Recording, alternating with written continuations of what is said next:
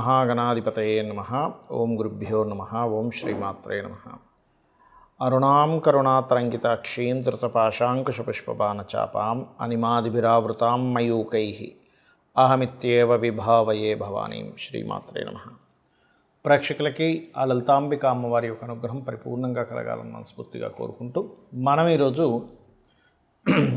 చేస్తున్నటువంటి ఈ కుజ మార్పు వల్ల ఎటువంటి ఫలితాలు ద్వాదశ లగ్నాల వారికి లేదా ద్వాదశ రాసుల వారికి జరుగుతాయనే విషయం మనం తెలుసుకుందాం. అందులో కొంత మంచి ఉంటుంది, కొంత జాగ్రత్త ఉంటుంది. ఈ కుజుడు కరెక్ట్గా ఈ యొక్క జూలై 28వ తేదీ నుంచి 45 నుంచి 50 రోజుల పాటు కన్యారాశిలో ఉంటాడు. కాబట్టి ఈ రాశిలో కుజుడు యొక్క సంచారం అది అతనికి శత్రురాశి. ఇలా శత్రురాశిలో ఉన్నప్పుడు ద్వాదశ లగ్నాల వారికి అద్భుతమైన యోగము ఉంటుంది, జాగ్రత్త ఉంటుంది. అయితే ఈ విషయాలు చెప్తుంది నేనైనప్పటికీ కూడా చెప్పిస్తుంది సాక్షాత్ లలిత అమ్మవారిగా భావిస్తూ ఒక్కొక్క లగ్నం గురించి మనం తెలుసుకుందాం. కన్యా లగ్నము, కన్యారాశి. ఇంతకాలము 12వ స్థానంలో ఉన్నటువంటి కుజుడు, 12లో కుజుడు కేతు కలిసినటువంటి మీకు అక్కడ ఏదైనా ఇన్వెస్ట్మెంట్ చేసినా ఖర్చులు ఎక్కువైనటువంటి మీకు ఇప్పుడు లగ్నంలోకి వస్తున్నాడు కుజుడు. రాశిలోకి ఎప్పుడైతే కుజుడు వస్తున్నాడో ఇది ఇచ్చేటువంటి రిజల్ట్ ఏమిటి అని చెప్పి చూసుకున్నట్లయితే ఇది పర్టికులర్గా ఏం చేస్తుంది ఇది అని చెప్పి చూసుకున్నట్లయితే పర్టికులర్గా మీకు ఇచ్చేటువంటి రిజల్ట్ ఇది. కొన్నిసార్లు చూడండి, మనం ఎమోషన్ అవుతూ ఉంటాం. ఎమోషన్ అవ్వడం వల్ల మనకి రావాల్సినటువంటి లక్కును పోగొట్టుకుంటాము. కాబట్టి ఎట్టి పరిస్థితుల్లో ఆవేశపడకండి. కుజుడు 3వ అధిపతి, అష్టమాధిపతి. కాబట్టి తాతగారి భూమికి సంబంధించిన విషయంలో అక్కడ కోపాన్ని ప్రదర్శించడం వల్ల, ఎవరితోనైనా గలాటా పడడం వల్ల ఈ ఫలితం వస్తుంది. కాబట్టి ఈ యొక్క విషయాల్లో జూలై 28వ తేదీ నుంచి ఒక 45-50 రోజులు జాగ్రత్తగా ఉండండి.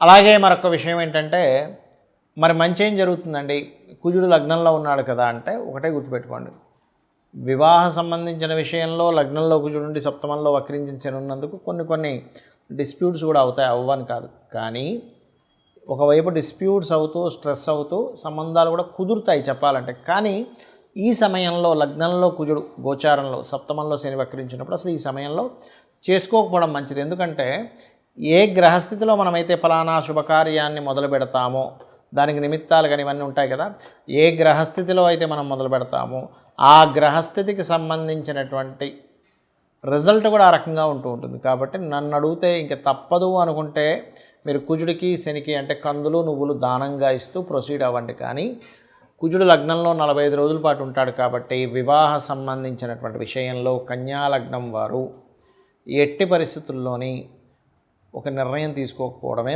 మంచిది. అయితే మరి కుజుడు కన్యారాశిలో సంచరించేటప్పుడు ఎటువంటి ఫలితాలు ఉంటాయి? ముఖ్యంగా ఇది సైన్యము పైన ఉంటుంది, బాగా గుర్తుపెట్టుకోండి.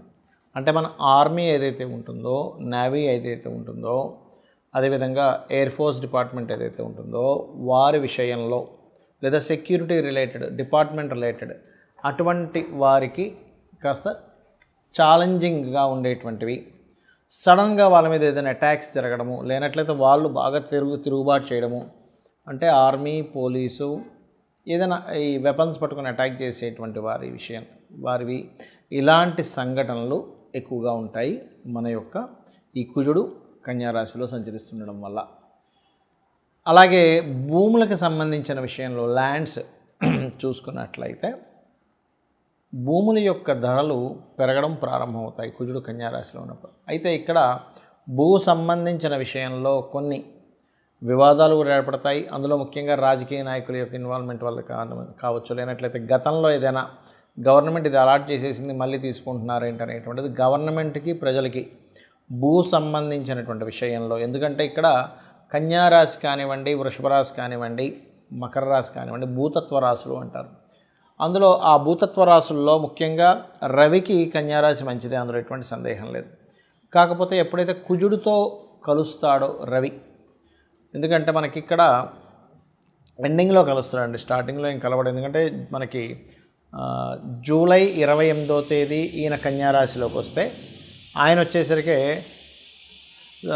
ఆగస్ట్ ఆల్మోస్ట్ సెప్టెంబర్ ఆ టైంలో వస్తాడు. సెప్టెంబర్ 17, 16, 17 ఆ టైంలో రావడం జరుగుతుంది. కాబట్టి ఏంటంటే ఈ సమయంలో సెప్టెంబర్ ఆఖరి సమయంలో మాత్రం కాస్త ఈ గవర్నమెంట్ ఈ భూములకు సంబంధించిన విషయంలో కొన్ని ఘర్షణ యోగాలు ఇవ్వనున్నాడు అక్కడ. మరి ఈ కుజుడికి కొంతమంది కుజ సంబంధించిన విషయంలో కొన్ని రాంగ్ కాన్సెప్ట్స్ ఉన్నాయి. ఏమిటవి అంటే లగ్నం నుంచి, అది కూడా మీ లగ్నానికి శుభుడైతే ఎటువంటి కుజదోషం లేదు, పాపి అయి పాపగ్రహాలతో కలిసి ఉంటే మాత్రమే కుజదోషం. చాలామంది తెలియక దీన్ని లగ్నం నుంచి, రవి నుంచి, అదేవిధంగా చంద్రుడి నుంచి, శుక్రుడి నుంచి కూడా చూసేసుకుంటుంటారు. అలా చూడకూడదు కుజదోషాన్ని. కేవలం లగ్నం నుంచే చూసుకోవాలి.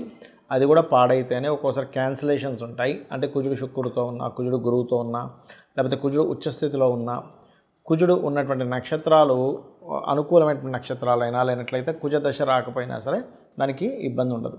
అలాగే మరొక విషయం ఏంటంటే కుజుడు కొన్ని లగ్నాలకు మాత్రమే పాపి, కొన్ని లగ్నాలకు శుభ్రవుతాడు. ఏ లగ్నాలకు శుభ్రవుతాడంటే మేషము, కర్కాటకము, సింహము, వృశ్చికము, ధనస్సు, మీన లగ్నాలకు శుభుడు. మిగతా 6 లగ్నాలు ఏవైతే ఉంటాయి వృషభ, మిథున, కన్య, తుల, మకర, కుంభ లగ్నాలు పాపవుతాడు శని, కుజుడు. కాబట్టి ఈ పర్టికులర్ లగ్నాలకు మాత్రమే మీరు చూసుకోండి ఏ లగ్నాలకు శుభ్రవుతాడో ఏ లగ్నానికి పాపవుతాడు. ఇందులో మరలా ప్రధానంగా కుజుడు ఎక్కడున్నా దోషం అనుకుంటారు. అలా కాదు. లగ్నంలో ఉన్నాడు, మంచివాడైతే మంచి స్ట్రాంగ్ బాడీ ఇస్తాడు, చెడ్డవాడైతే రక్తహీనత. 2వ స్థానంలో ఉన్నాడు కుజుడు. మంచివాడు అనుకోండి, మీ లగ్నానికి శుభుడు బాగున్నాడు అనుకోండి, భూమి మూలంగా ధనయోగాన్ని ఇస్తాడు. బాగోపోతే భూమి మూలంగానే ధనహీనత, కుటుంబ సభ్యుల్లో గొడవలు ఇస్తూ ఉంటాడు. 3వ స్థానంలో ఉన్నాడు, పరాక్రమ యోగం.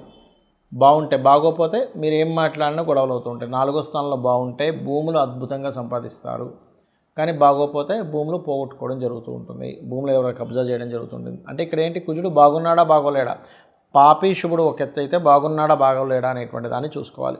పంచమంలో ఉంటే సంతానం వల్లే వీళ్ళకి భూములు రావడం, సంతానం చాలా స్ట్రాంగ్గా ఉండడం జరుగుతుంది. అదే పంచమం పాడైతే అబాషన్స్, మిస్క్యారేజ్ జరుగుతూ ఉంటాయి. 6లో ఉంటే శత్రువుపై జయం ఉంటుంది. అదే 6లో ఉండి పాడైతే మాత్రం శత్రువులు ఎక్కువ అవుతూ ఉంటారు. 7వ స్థానంలో ఉంటే మాత్రమే వివాహ సంబంధించిన విషయం మీద, జీవిత భాగస్వామి యొక్క ప్రవర్తన మీద కోపంగా ఉండడం, ఇట్లాంటివి జరుగుతూ ఉంటాయి. బాగుంటే మరలా వాళ్ళు వచ్చినప్పటి నుంచి వీళ్ళ భూములు కూడా పెరుగుతాయి. అష్టమంలో కనుక కుజుంటే అది పాడైతే యాక్సిడెంట్స్, పాడవకపోతే తాతగారు ఆస్తి రావడం జరుగుతుంది. 9వ స్థానంలో కనుక మీకు కుజుడు ఉన్నట్లయితే, ఇక్కడ 9వ స్థానం అనేటువంటి తండ్రి స్థానం కాబట్టి ఏదైనా అంటే తండ్రి ద్వారా బాగుంటే తండ్రి ద్వారా ధనము, తండ్రి యొక్క శక్తి మీరు పొందుతారు. అంటే తండ్రే మీకు సపోర్ట్ అవుతారు. లేనట్లయితే తండ్రితో గొడవలు ఉంటాయి. అదేవిధంగా లక్ష్మీ నరసింహస్వామి ఆరాధన ఇలాంటివి చేయడం వల్ల కూడా బాగుంటుంది 9లో కుజుడు ఉన్నప్పుడు. 10వ స్థానంలో కుజుంటే లీడర్ అవుతారు బాగుంటే కనుక. బాగోపోతే కనుక అదే కంపెనీలో, అదే జాబ్లో వాళ్ళకి ఇబ్బందులు వస్తూ ఉంటాయి. 11లో ఉంటే రియల్ ఎస్టేట్, భూములు, మిషనరీస్ వల్ల లాభాలు ఉంటాయి. బాగోపోతే వాటికి రావాల్సిన లాభాలు ఆగిపోతూ ఉంటాయి. ఇప్పుడు 12వ స్థానంలో కుజుడు ఉంటాయి, వివాహ జీవితం తర్వాత గొడవలు ఉంటూ ఉంటాయి. అలాగే ఇన్వెస్ట్మెంట్ చేసేటప్పుడు కాస్త చూసుకొని చేయాలి. బాగుంటే భూమి మీద ఇన్వెస్ట్మెంట్ చేయడం వల్ల కోట్లకు కలిసి వస్తుంది. బాగోపోతే ఆ ఇన్వెస్ట్మెంట్ స్ట్రక్ అవుతాయి. కాబట్టి ఇక్కడ ఏంటి మీరు చూసుకోవాల్సింది, అసలు మీ లగ్నానికి కుజుడు శుభుడా కాదా, పాయింట్ నెంబర్ 1. శుభుడైతే బాగున్నాడా లేదా, పాయింట్ నెంబర్ 2. పాప అయితే ఎలా ఉన్నాడు, ఇవి చూసుకుంటూ కుజదోషం పోవాలి మీకు అంటే కనుక ఆంజనేయ స్వామి ఆరాధన, సుబ్రహ్మణ్యేశ్వర స్వామి ఆరాధన, కుజగ్రహానికి జపం చేయడము, గోవు క్యారెట్స్ కానీ బీట్రూట్స్ కానీ తినిపించడము, కుజగ్రహంతో పాటు శని రాహు గ్రహాల దగ్గర కూడా దీపారాధన చేసినట్లయితే అన్ని విధాలా మీకు బాగుంటుంది.